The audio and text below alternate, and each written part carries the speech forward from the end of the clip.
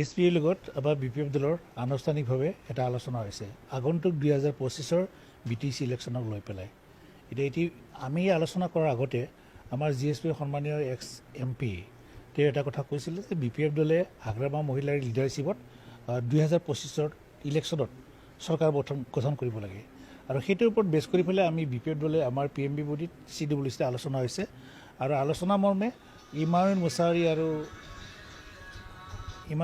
আৰু মোক দায়িত্ব দিছিলে জিএছপিৰ লগত আলোচনা কৰিবলৈ।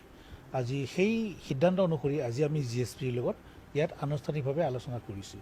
আলোচনাত আমি এটা কথাত একত্ৰিত হৈছোঁ, মানে ঐক্যমত প্ৰকাশ কৰিছোঁ, মানে নীতিগতভাৱে এটা সিদ্ধান্ত আমি আলোচনা থিৰাং কৰিছোঁ। সেইটো হ'ল যে আগন্তুক 2025 বিটিচি ইলেকশ্যনত জিএছপি আৰু বিপিএফ দলে মানে ইউনাইটলি কণ্টেষ্ট কৰিব আৰু এই ক্ষেত্ৰত লগতে আমি যিবিলাক মানে বিটিচি গঠন কৰাৰ ক্ষেত্ৰত এককভাৱে চৰকাৰ গঠন কৰাৰ ক্ষেত্ৰত যিবিলাক পলিটিকেল পাৰ্টি আছে ইয়াত তেওঁলোককো আমি সহযোগিতা বিটিচি আৰু বিপিএফ আৰু আমাৰ জিএছপিয়ে অন্য এই দলবিলাকৰ পৰা আমি সহযোগিতা বিচাৰিছোঁ।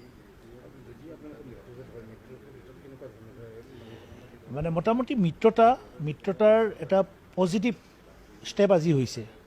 আমি 2025 বিপিএফ আৰু জিএছপিয়ে বুজাবুজিৰ মাজতে ইলেকশ্যন কণ্টেষ্ট কৰিম আৰু যিবিলাক এইটো হ'ল আমাৰ নীতিগতভাৱে লোৱা এটা সিদ্ধান্ত, আমাৰ মাজৰ আলোচনা।